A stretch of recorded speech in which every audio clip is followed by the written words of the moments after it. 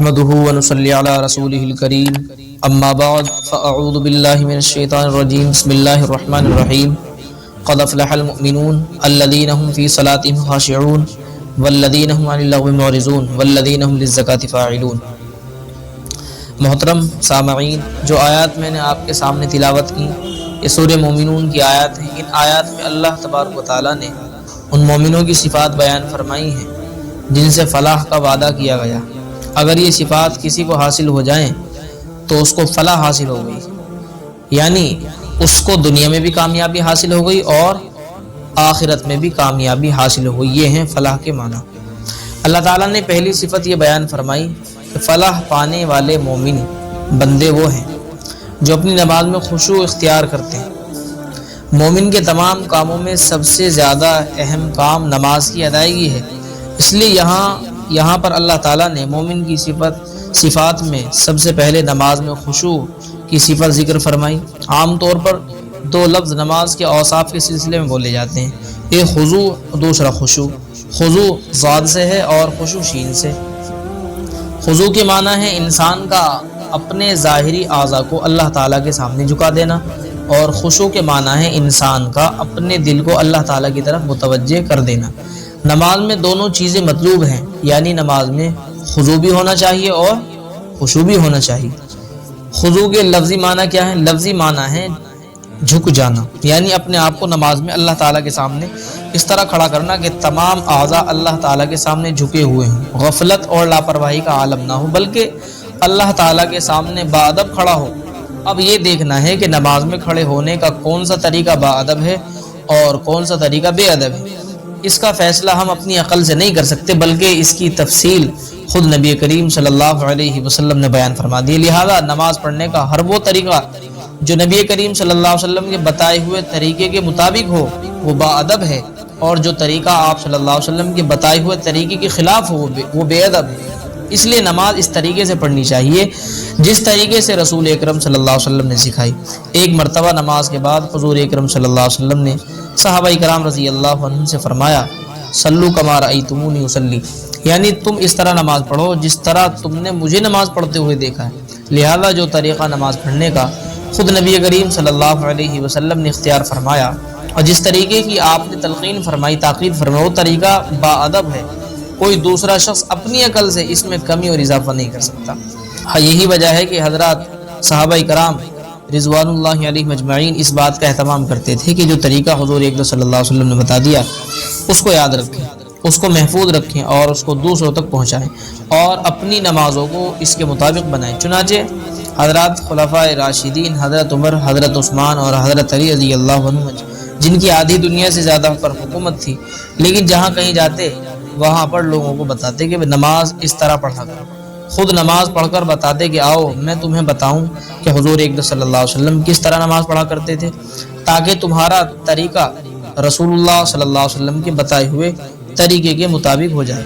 اب میں مختصراً نماز کا صحیح طریقہ عرض کر دیتا ہوں تاکہ جو سنت طریقہ وہ ہم سب کو معلوم ہو جائے۔ جب آدمی نماز کے لیے کھڑا ہو تو اس میں سنت یہ ہے کہ آدمی کا پورا جسم قبلہ رخ ہو، لہذا جب کھڑے ہوں تو سب سے پہلے قبلہ رخ ہونے کا اہتمام کر لیں، یعنی ہمارا پورا وجود یعنی پورا جسم قبلے کی طرف ہونا چاہیے، سینہ بھی قبلے کی رخ ہو۔ اگر کسی وجہ سے سینہ تھوڑی دیر کے لیے قبلے سے ہٹ گیا تو نماز تو ہو جائے گی، کیونکہ اللہ تعالیٰ نے یہ کرم فرمایا ہے کہ ان چھوٹی چھوٹی باتوں کی وجہ سے یہ نہیں کہتے کہ جاؤ ہم تمہاری نماز قبول نہیں کرتے۔ لہذا نماز تو ہو جائے گی، لیکن اس نماز میں سنت کا نور حاصل نہ ہوگا، سنت کی برکت حاصل نہ ہوگی، کیونکہ اس طرح کھڑا ہونا سنت کے خلاف ہے۔ اسی طرح پاؤں کی انگلیوں کا رخ بھی قبلے کی طرف ہونا چاہیے، تو جسم کا ایک ایک حصہ قبلے کی رخ ہو جائے گا۔ اب بتائیے کہ اگر انسان اس طرح سنت کے مطابق پاؤں رکھے تو اس میں کیا تکلیف ہو جائے گی؟ کوئی پریشانی لاحق ہو جائے گی یا کوئی بیماری لاحق ہو جائے گی؟ کچھ بھی نہیں ہوگا، صرف توجہ اور دھیان کی بات ہے، کیونکہ توجہ، دھیان اور اہتمام نہیں ہے، اس لیے غلطیاں ہوتی ہیں۔ اگر ذرا دھیان کر لیں تو سنت کے مطابق قیام ہو جائے گا اور اس کے نتیجے میں وہ نماز خضوع کے دائرے میں آ جائے گی اور اس نماز میں سنت کے انوار اور برکات حاصل ہو جائیں گے۔ دوسری چیز یعنی نیت کس طرح باندھنی چاہیے۔ ہم نیت کے اندر جو الفاظ کہتے ہیں کیا وہ ضروری ہیں؟ یہاں ایک مسئلے کی وضاحت کر دوں، وہ یہ ہے کہ نیت نام ہے دل کے ارادے کرنے، دل سے ارادہ کرنے کا، بس آگے زبان سے نیت کرنا کوئی ضروری نہیں۔ چنانچہ آج بہت سے لوگ نیت کے خاص الفاظ زبان سے ادا کرنے کو ضروری سمجھتے ہیں۔ مثلا ظہر کی نماز کے لیے اگر وہ نیت باندھیں گے تو اس طرح باندھیں گے کہ 4 رکعت نماز فرض وقت ظہر کا منہ میرا کعبہ شریف کی طرف پیچھے پیش امام کے واسطے اللہ تعالیٰ کے اللہ اکبر۔ زبان سے یہ نیت کرنے کو لوگوں نے فرض اور واجب سمجھ لیا ہے، گویا اگر کسی نے یہ الفاظ نہ کہے تو اس کی نماز ہی نہیں ہوگی، یہ سمجھتے ہیں۔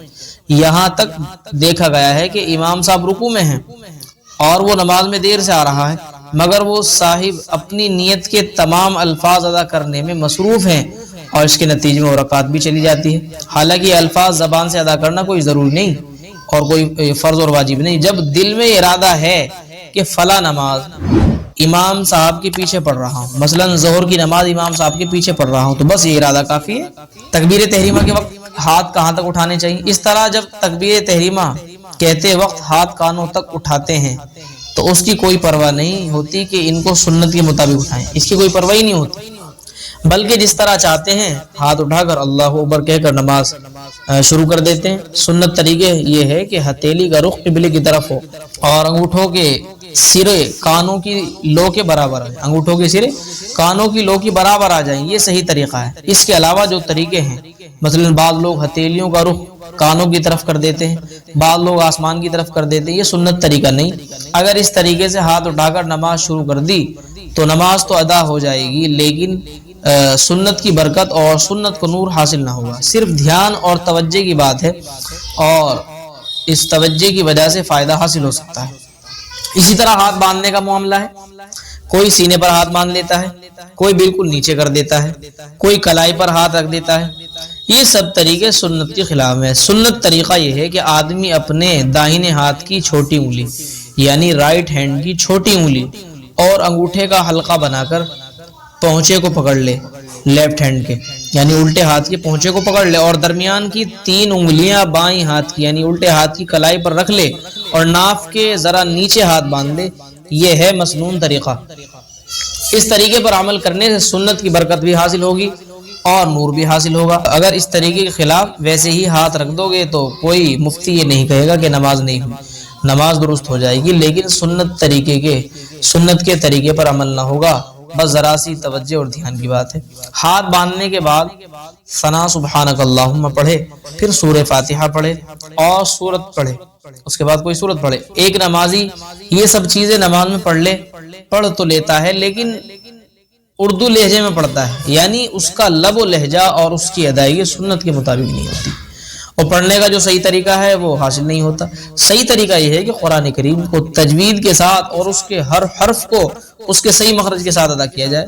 لوگ یہ سمجھتے ہیں کہ تجوید اور قراءت سیکھنا بڑا مشکل کام ہے، حالانکہ اس کا سیکھنا کچھ مشکل نہیں، کیونکہ قرآن کریم میں جو حروف استعمال ہوئے ہیں وہ کل 29 حروف ہیں اور ان میں سے اکثر حروف ایسے ہیں جو اردو میں بھی استعمال ہوتے ہیں۔ ان کو صحیح طور پر ادا کرنا تو بہت آسان ہے، البتہ صرف 8-10 حروف ایسے ہیں جن کی مشق کرنی ہوگی۔ مثلا یہ کہ سا کس طرح ادا کیا جائے، سا کہیں یا سا کہیں، ہا کس طرح ادا کیا جائے، اور ضاد اور وا کس طرح، ضاد اور ضا میں کیا فرق ہے۔ اگر آدمی چند حروف کی کسی اچھے قاری صاحب سے مشق کر لے، جب ہا ادا کرے تو ہا زبان سے نہ نکلے، کیونکہ ہمارے یہاں ہا اور ہا کی ادائیگی میں فرق نہیں کیا جاتا، لیکن عربی زبان میں دونوں کے درمیان بڑا فرق ہے۔ بعض اوقات ایک کو دوسرے کی جگہ پڑھ لینے سے معنی بدل جاتے ہیں، اس لیے ان حروف کی مشق کرنا ضروری ہے۔ یہ کوئی مشکل کام نہیں، لیکن چونکہ ہمیں اس کی فکر نہیں ہے اس لیے اس کی طرف توجہ اور دھیان ہی نہیں رہتا۔ اس لیے ہم یہ طے کریں کہ انشاءاللہ یہ کوشش کریں گے اپنے محلے کی مسجد کے امام یا قاری صاحب کے پاس جا کر چند دن تک مشق کر لیں تو انشاءاللہ تمام حروف کی ادائیگی درست ہو جائے گی اور نماز سنت کے مطابق ہو جائے گی۔ آج یہ چند باتیں قیام، تکبیر تحریمہ سے لے کر سورہ فاتحہ تک عرض کر دی، باقی زندگی رہی تو انشاءاللہ آئندہ آنے والی ویڈیو کے اندر انشاءاللہ عرض کروں گا۔